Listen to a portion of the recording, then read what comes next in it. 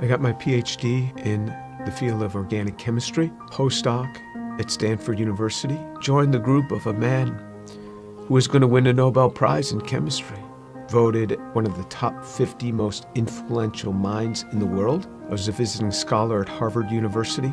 I've spoken at every major university in this country, have over 650 research publications, voted the R&D magazine Scientist of the Year. I'm in the National Academy of Inventors. I'm a member of the American Association for the Advancement of Science, over 120 patents, started 7 or 8 companies.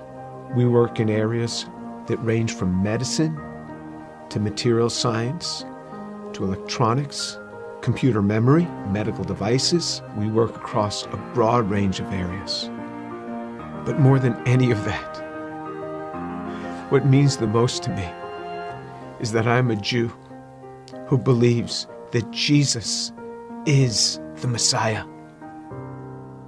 I grew up just outside of New York City. I thought everybody was Jewish. I didn't even know that there was anything else.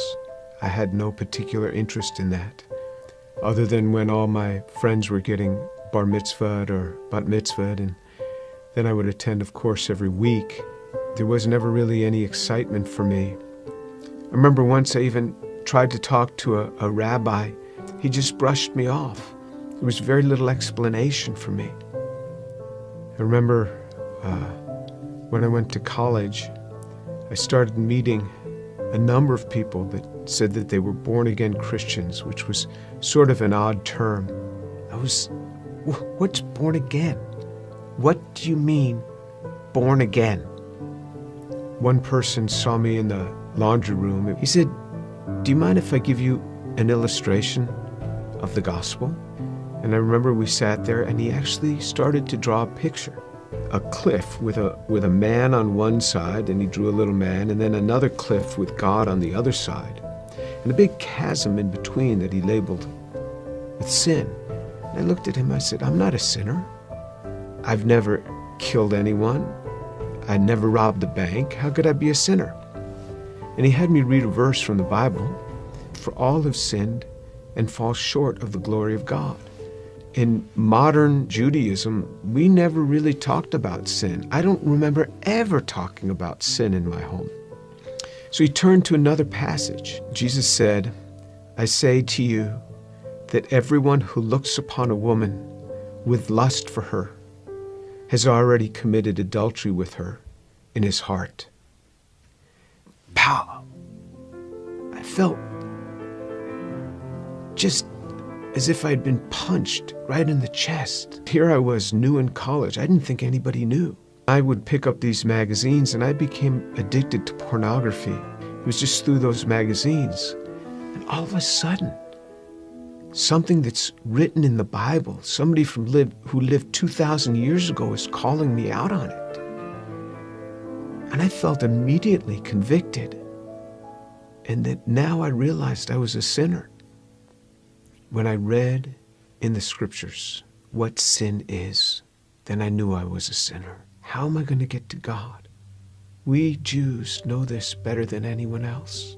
Without the shedding of blood, there is no forgiveness of sin.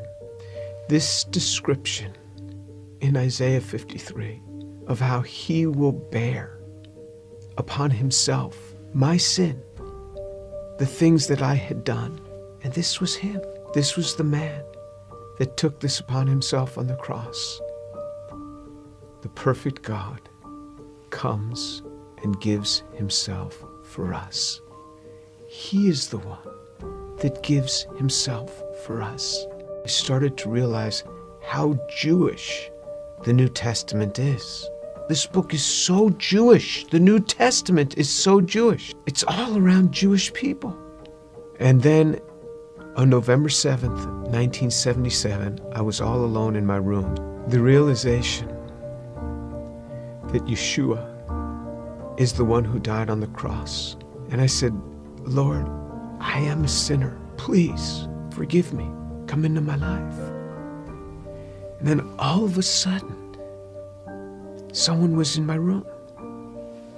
And I opened my eyes. I was on my knees. I opened my eyes. Who's in my room? That man, Jesus Christ, stood in my room. This amazing sense of God. Jesus was in my room, and I wasn't scared. All I started doing was just weeping. The presence was so glorious because he was there in my room on that day. And I didn't want to get up.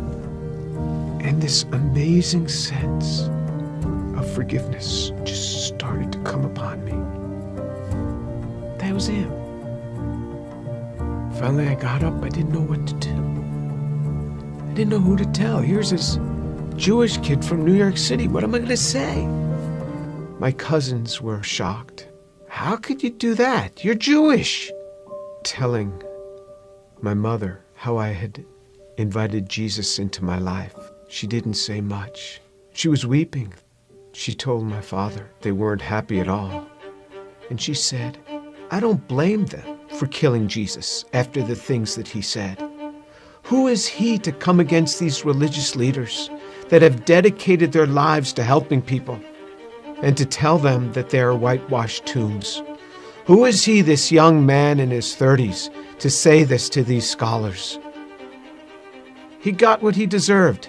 And my mother's a very deep, pensive, careful reader.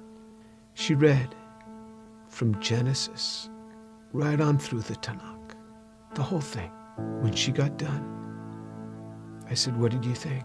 She said, God warned us over and over again. He warned us. When my daughter was about 15, my mother and father came to visit us. At one point, my mother went into her room for several hours. She came out. She said, quite a young girl you have. She talked to me for a long time. She started reading the Bible again, both the Old and the New Testament. One day, not long after that, she called me on the phone at the age of 72. She said, Jimmy, you wouldn't believe what happened. I said, what happened? She said, I was just reading. And it hit me. It hit me. The way he gave his life. I believe it now. Jesus is the Son of God.